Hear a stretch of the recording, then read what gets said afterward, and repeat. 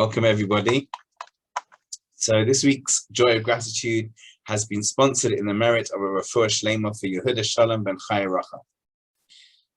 Last week, we looked at one of the blessings we make every morning, thanking Hashem, thanking God for clothing us. There's another blessing that we say every day in that list of blessings that we say every morning. And this blessing is the blessing of She'asa li kol tzarki. Blessed are you, Hashem, blessed are you, God, who has provided me with my every need.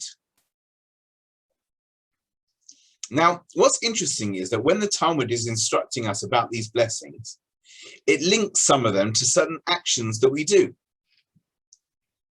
Now, nowadays, we tend, the custom nowadays has become that we say all of these blessings together, in sort of one after the other.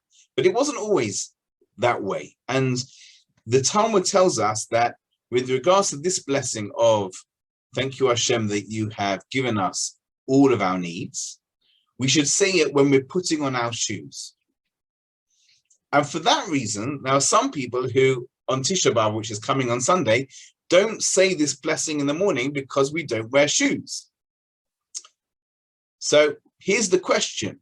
In what way is the fact that we have shoes called all of our needs? The blessing is you've given us all of our needs. In what way has that got to do with shoes? And perhaps a deeper question. In what way are all of our needs provided? Do we really have everything that we need? And yes, I know that we are living in a world where our physical needs are taken care of in a way that our ancestors would not even be able to dream of. We have fridges, we have air conditioning. Yes, we have air conditioning. We have luxurious food, warmth. We have a solid roof over our head.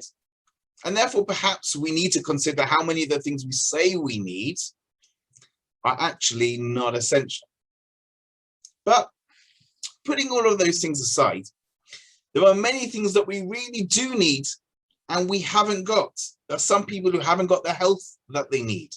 Others don't have food. We as a whole people, as a nation, are missing something massive. We're missing a central part of our spiritual life, the temple that we are mourning for right at this time of the year. I remember many years ago, I was on a Shavaton with a group of teenagers who were not religious at the time. And one particular young lady was speaking to me, and she told me that the particular denomination that she was part of had taken out the line in benching in Grace After Meals where we say, I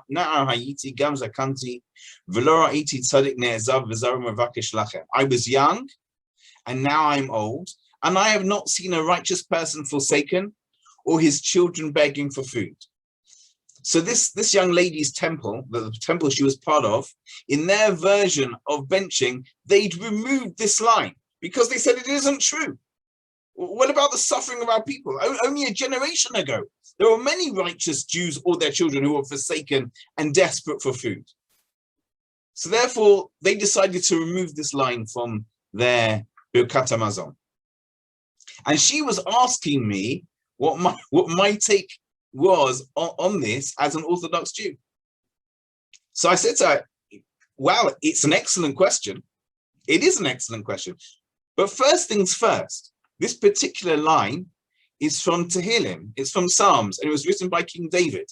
Now, King David was a person who was forsaken by his family. He spent a considerable part of his life running away from a king who wanted to kill him, begging food and shelter from his enemies just so he could stay alive. So what did he mean when he wrote those words?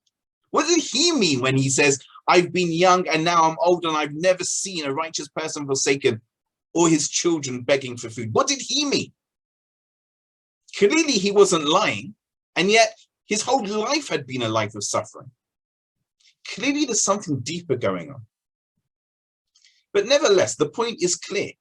There are so many people who don't have their most basic needs met. They may not have food or shelter or safety. So when we say this blessing in the morning, thank you, Hashem, for giving me all of my needs, What's it supposed to mean? Before we deal with the second question, let's go back to the first question. Let's deal with the question about the shoes first. In what way are shoes connected to all of our needs?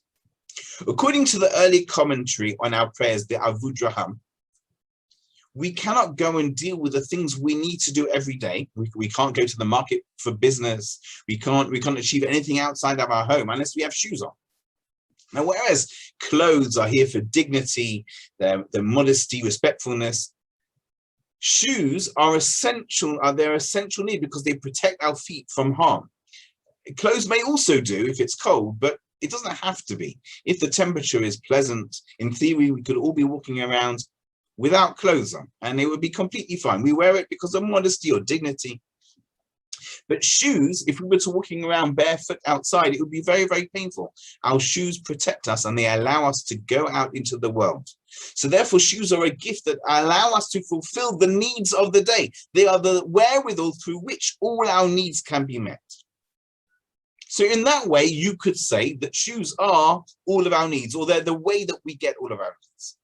But there is a more spiritual aspect to this. If you look in the Kabbalistic writings, someone who's growing spiritually is referred to in these deeper sources as a mehalech, someone who is walking. This is in contrast to someone who thinks that they are good enough, that they don't need to move forward, they can rest on their laurels. Those people, they've stagnated, they are no longer moving forward, they're no longer walking. So shoes represent somebody who's on a journey and understands that they're only part of the way there. There's always more room to grow. In fact, one of the early European rabbis, somebody called Rabbi Elazar of the city of Worms, he says that there are 10 words in this blessing. You can count them, open the Siddur and count them. And there are 10 times in the Torah that God instructs us as to the path we are supposed to be walking. The verse says it in different ways. You should walk on this path that I've shown you. You should follow me. You walk in my ways. Different ways it says it, but 10 different times the Torah tells us, or Hashem tells us in the Torah, that we are supposed to be walking a path. Shoes therefore represent someone who understands that life is a journey, that there is always more to achieve in life. And perhaps with this, we can begin to understand and answer the other question as to whether really all our needs are fulfilled. The Mishnah tells us that we are supposed to be making a blessing on the bad that occurs to us, just as we make a blessing on the good that we receive. So we should all straight away ask, why should I be making a blessing on the bad? What's there to say thank you for the bad? And the answer is, of course, that someone who truly believes and trusts in Hashem realizes that everything, both that which appears good and that which appears bad, is for their good. It's for their growth. Rabbi Naftali Tzvi of Ropshitz, the Ropshitzer Rebbe, he said that when Moshiach comes, he will ask every single person to put their pekala, put their bundle of struggle and suffering on a table. And each person is going to walk up to their table and take this heavy package of troubles and suffering, and they'll put it on the table. And then he's going to turn around to each person and he's going to say to them, with the understanding that they have at that time, when they'll be able to view the whole of history and understand everything that happens, and everything will make sense. He's going to ask each one of those people, go and choose which bundle of suffering you would have chosen for yourselves now that you understand everything. And the Rebbe of Ropshitz says, do you know what will happen? Everyone will walk back to that table and they will choose their own bundle. Because everyone will understand at that moment that their package of troubles was perfectly designed for what they needed to grow in this world. Now that's going to be at the end of days when everything's going to make sense. We're going to look back and we're going to see, and it's going to, suddenly everything's going to make sense. All of the pain, it's all going to make sense. Right now, however, it can be difficult. It can be difficult to be in the middle of that pain and see it. But we wake up every morning and we put on our shoes and we decide that today is going to be a day where we're going to walk, we're going to move forward, and we're going to progress, we're going to grow. And we will believe that everything that we have, both that appears good and that which appears less so, is exactly what we need in order to achieve that next step. We've got this opportunity every morning to really internalize this belief. So when we say this blessing, we should thank Hashem for our physical and our spiritual shoes, and for providing us with everything we need to move forward.